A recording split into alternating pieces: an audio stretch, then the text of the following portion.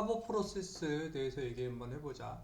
우리가 이제 하버 프로세스 같은 경우는 공장에서 대량으로 암모니아를 만드는 방법이라고 생각을 해주면 되겠지, 그치? 암모니아는 왜 만드냐 봤더니 비료, 그치? 우리가 이제 비료가 있어야지 농작물을 많이 키울 수 있고 인구가 급증하기 때문에 이런 비료 사업, 이 2차 세계대전 때 폭탄 만들려고 암모니아의 하버 프로세스가 시작됐고 그 이후에 비료의 생산량이 엄청나게 급증했고 그것 때문에 인구가 기하급수적으로 증가할 수 있다고 생각을 하면 돼.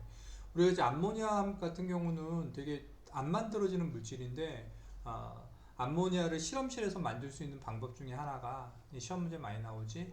암모늄 블라블라, 암모늄 크로라이드 같은 거에다가 NaOH, 알칼리 넣어주는 거지, 그치?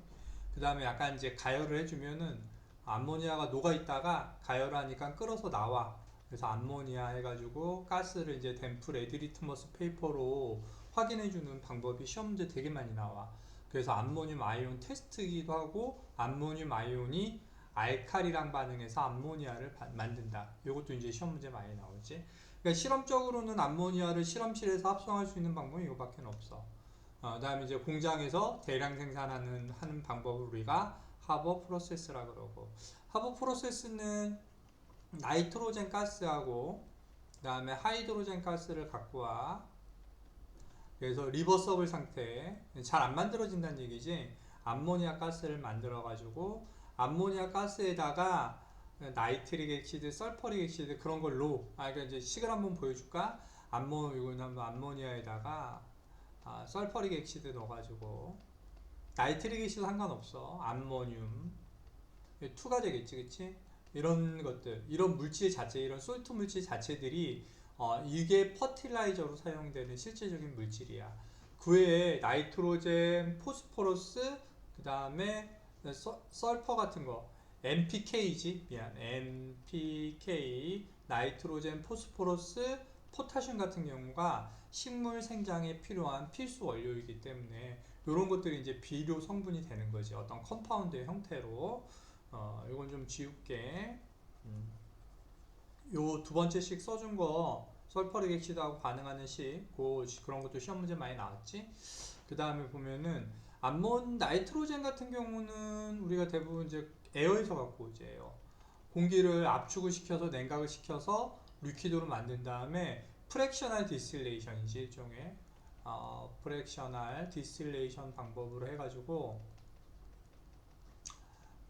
나이트로젠을 얻어내고, 하이드로젠 같은 경우는 메테인에서 많이 얻어와. 메테인이 이제 실은 내추럴 가스의 주성분이잖아. 내추럴 가스 CH4. CH4를 또 공장에서 카본 모녹사이드하고 반응을 시켜가지고 하이드로젠을 내. 물론 워터를 전기분해해서 낼 수도 있지만 워터 전기분해하는데 돈이 많이 들겠지, 그치? 그래서 이제 옆에 그림 되게 중요한데, 옆에 그림, 이 하버 프로세스가 일어난 어떤 컨디션을 잠깐 보면, 컨디션은 이제 아이런 카탈리스를 써. 솔리드를 쓰지. 근데 실제로 이 아이런 카탈리스가 여기 있어. 이 카탈리스트 위에서 나이트로젠 가스하고 하이드로젠 가스가 반응을 하는 거거든. 반응의 속도를 이제 증가시켜주지. 온도는 450도씨. 그 다음에 우리가 200 atm이란 표현을 써.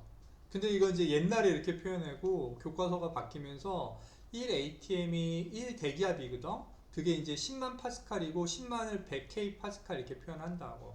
그러니까 200 atm이니까 1 atm이 100k 파스칼이다 보니까 여기다가 공을 2개 더 붙이면 되지, 그치? 그래서 000 킬로 파스칼 이렇게 더 많이 쓴다고. 이렇게. 여기 시험 문제 몇 번 나왔지, 그치? 벌써. 그러면은 하버 프로세스가 공장에서 일어날 때 나이트로젠 가스하고 하이드로젠 가스를 주입해서 압축을 시킨 다음에 어디로 보내? 아이런 카탈리스트. 이게 이제 비도 오브 카탈리스트가 이제 아이런 솔리드를 이렇게 회색으로 깔아놓고 그 위에서 나이트로젠하고 하이드로젠 가스가 반응하는 거야. 조건이 200 atm, 2만 킬로파스칼이야. 450도에 있어서 하지. 그럼 여기서 이제 리버서블 리액션이기 때문에 실제로는 나이트로젠, 하이드로젠, 암모니아가 다 있어. 이게 이제 실제로 한 15%밖에 안 나오거든. 그래서 그걸 냉각을 시켜. 냉각을 시키면 암모니아만 리퀴드로 바뀌어. 그런 다음에 리퀴드한 암모니아를 이렇게 세퍼레이트 해내는 거지, 그치? 그 다음에 반응을 안 한 하이드로젠하고 나이트로젠을 다시 이렇게 뭐 리유스도 하는 거지. 또 리사이클 한다는 얘기야. 그러다 보니까 퍼센테이지 일드가 좀 떨어지더라도 얘가 남아있더라도 이거 다시 그냥 계속 사용하면서 계속 돌리는 거야, 사이클을. 리버서블 이퀄리브리움 상태에서 계속 돌리다 보면은 암모니아가 나오겠지, 그치? 그 다음에 추가할 내용이 어떤 내용이 있냐면은 온도하고 압력에 관한 내용이 조금 추가가 돼야 돼. 온도하고 압력에 대한 내용은 밑에 그림으로 볼까? 밑에 그림 이렇게 한번 내려가 볼게. 요 그림이 있어. 이제 이 그림은 왜 온도하고 압력 자체가 중요하냐면은 식을 다시 한번 써보자. 나이트로젠 가스, 하이드로젠 가스, 그 다음에 리버서블 상태에서 암모니아 가스. 다 가스기 때문에 이쪽이 4개 몰이지. 4개 몰이니까 모아몰이고, 그 다음에 이쪽이 퓨어 2개밖에 없으니까 퓨어몰이야. 그리고 여기가 엑소더믹이야. 이게 델타 H가 마이너스 반응이 나오거든. 이것도 좀 외우고 있으면 되게 좋겠지. 예? 그러면 포워드가 엑소니까 여기가 엔도겠지, 그치?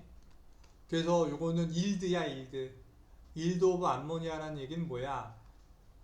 이퀄리브리움이 오른쪽으로 치우쳐서 암모니아 양이 조금이라도 많이 나와야 될 거 아니야. 공장에서 암모니아를 조금이라도 많이 만들려면, 그치? 그래서 포워드가 엑소기 때문에 그치? 온도가 어떤 게 좋아? 온도가 템퍼레이처가 낮아져야지 우리가 이퀄리브리움이 엑소 쪽으로 치우치잖아. 그래서 온도가 낮은 게 똑같은 상태에서 온도가 낮은 놈이 어떤 특정 압력에서 일드가 제일 어때? 일드가 제일 높게 나오지, 그치? 그래서 낮은 온도일수록.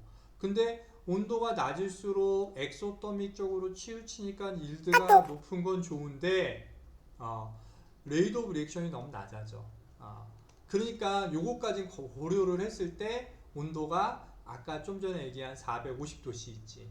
450도씨가 컴프라미스하다라는 표현을 써.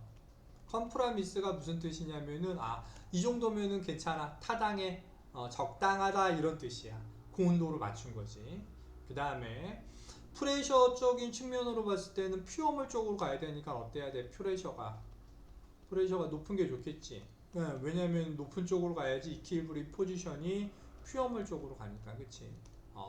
그래서 똑같은 봐봐, 압력이 일반적으로 이렇게 올라갈 때 일반적으로 다 일드가 어때?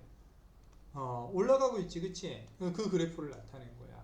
근데 프레셔가 높으면 좋긴 좋아. 근데 프레셔가 높으면은 빌딩 코스트, 설비비 같은 거 있지? 높은 압력이 견뎌야 되니까 빌딩 코스트라든지 에너지 비용이 엄청나게 많이 들어간다고. 그래서 우리가 좀 전에 컨디션에 200ATM이라 그랬지? 또는 2만 킬로파스칼, 이것도 약간 그래, 비용적인 측면하고 어떤 효율적인 측면, 일드적인 측면을 이 정도로 맞췄다, 이렇게 표현을 할 수 있게 되는 거지, 그치? 물론 이제 아이런 카탈리스까지 쓰는 거니까 아이런 카탈리스는 당연히 스피드업 리액션만 하는 거지 일드엔 변화는 안 줘. 그렇지만 온도하고 압력 같은 경우는 이퀄리브리움의 포지션을 변화시키면서 최대한 오른쪽으로 치우치게 해서 암모니아 일드를 높게 해줘야 돼.